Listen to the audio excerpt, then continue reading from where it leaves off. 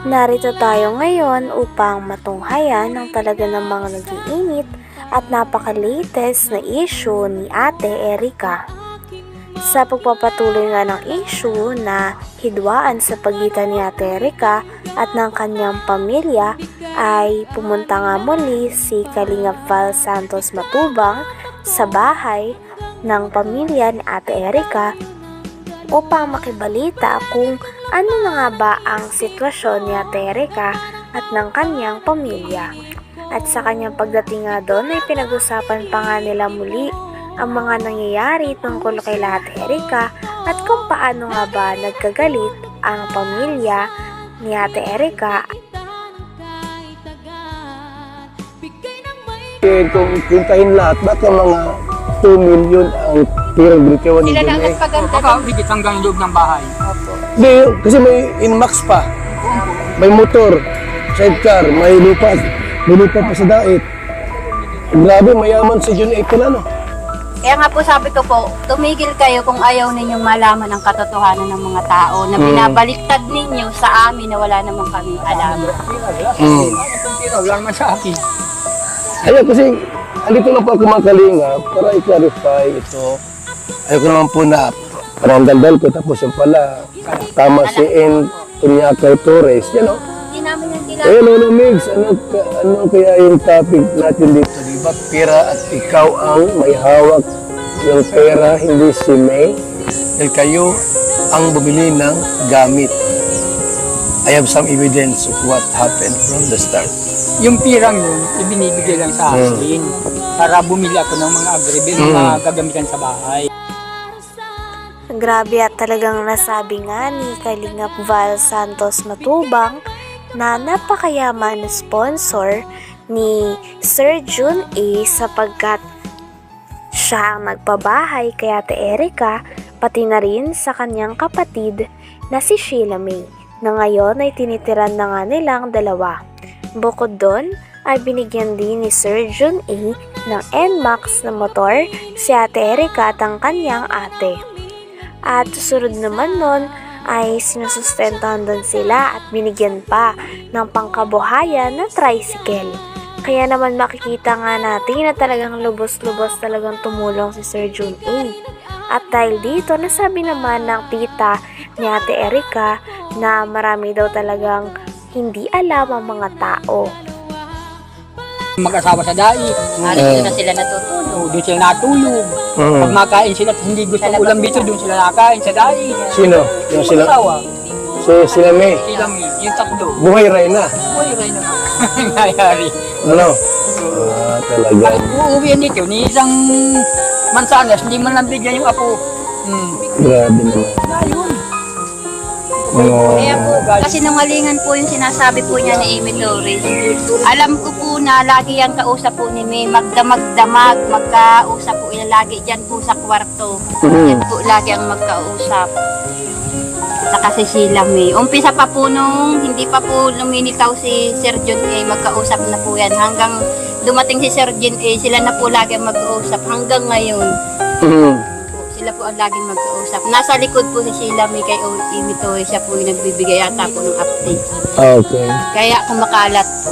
Bibigyan ng mga salita para kumalat sa kanila. Parang tinatakot pa kayo, ah. Ayon nga sa mga nangyayari, ay nasabi nga ni Kalingap Val Santos Matubang na aalihin daw natin ng pera kung hindi naman tayo magkaayos kasama ang ating pamilya. Lalo na ang mga tao na talaga namang nagmalasakit sa atin sa mga panahon na walang-wala tayo at nagpalaki at nag-aruga din sa atin simula bata tayo. Lalong-lalo na din ang mga tao na nagpaaral sa atin at hatid sundo tayo sa eskwelahan nung bata pa tayo. Kaya naman sa mga nangyayari ay talagang nakakalungkot na parang inabando o hindi na inaalala ni Ate Erica at ng kanyang ate ang kanyang lolo at lola pati na rin ang kanilang kapamilya dahil hindi na nila ito binibisita at nagiba na nga daw ang ugali nila base sa kanilang lolo. Sabi nila. inaano ako. So maganda rin yung malaman natin lahat ang pangyayari po. Nandito kami, ating kalinga, para malaman natin ang buong katotohanan bakit umantong sa ganito na salip na magkaisa yung apo at lolo parang hindi magandang nangyayari. Ano niyo po ang pera kung sira naman ang relasyon sa magulo. Ito po ang pinatumayaman sa buong mundo. Kung sira naman ang relasyon, wala din silbi po yun. Ang malaga po yung magandang samahan. So, yung mga sinabi pa lang hindi totoo pala. Naghahambog lang. Sinungaling. Sa din yung imitoris niya, butog yun. Si Torres. Sisilam niyang gapa nun. Sinabi pa nga sa post na talagang parang sobra na daw ang pamilya, lalo na ang tita ni Ate Erika at ang lolo ni Ate Erika sa kanya. Kaya naman pinagtatanggol nga ng post na ito si Ate Erika at ang kanyang ate.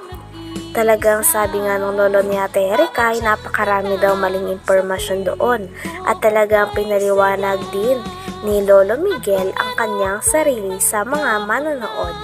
Talagang marami pa nga mga bagay na hindi nalilinaw tungkol sa issue na ito, kaya mareresolba pa kaya ang mga ito? Dahil nagagalit na nga talaga si Lolo Miguel pati na rin ang tita ni Ate Erika. Talagang habang patagal na patagal ay mas umiinit na nga ang issue nito. Sino nga ba ang tunay na may mali? Ang pamilya ba ni Ate Erika o sila Ate Erika at ang kanyang ate? Yung mga sinabi pa lang hindi totoo pala. Naghahambog lang. Sinungaling. Sa din yung imitoris niya, butog yun. Si Torres. Sisilam niyang gapa nun. Ang kausap palagi. Lagi nasa likod yun yung layo. Kaya naaalaman. Ibinubog daw. Meron na palang motor si Erika. Max. Oo, meron.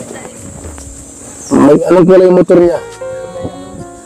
Murang nga pa. Mabuti, may lisensya naman yun. Kinunang yun nila sila, di ko anig dun eh. Ang lisensya. Sisya sila. Talagang Si Arnie. mahal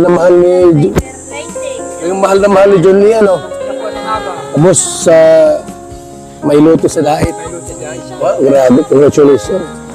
Tapos may bahay pang maganda. Walang masamang tumulong. Meron lang kasi magpabot ng reklamo sa atin. Itong si Lolo. Pinag-usapan din nila na talaga namang napakalaki daw ng bahay na natanggap ni Ate Erika at ng kanyang ate na si Sheila May galing kay Sir June A. Kaya naman nagtaka naman si Kalingap Val Santos Matubang na napakalaki naman daw ng bahay na ito, ngunit bakit hindi nagawang tulungan o isama ni Ate Erika ang mga tao na nag-aruga at talaga namang nagpaaral sa kanilang dalawa ng kanyang ate simula noong bata pa silang dalawa. Dait. May lutin guys. Wow, grabe, congratulations. Tapos may bahay pang maganda. Walang masamang tumulong. Meron lang kasi magpabot ng reklamo sa atin.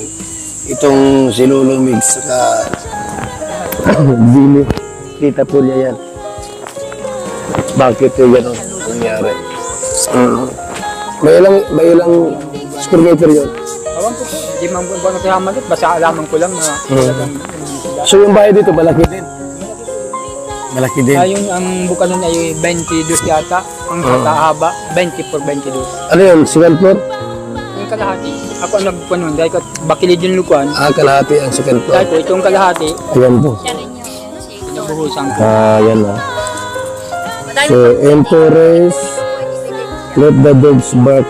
The lion is still king. Is still the king.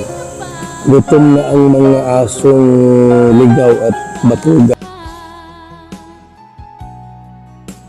Hanggang dito na lamang muna ang ating napakainit, nagtitrending at talaga namang mas nakakaintriga na issue ni Ate Erika.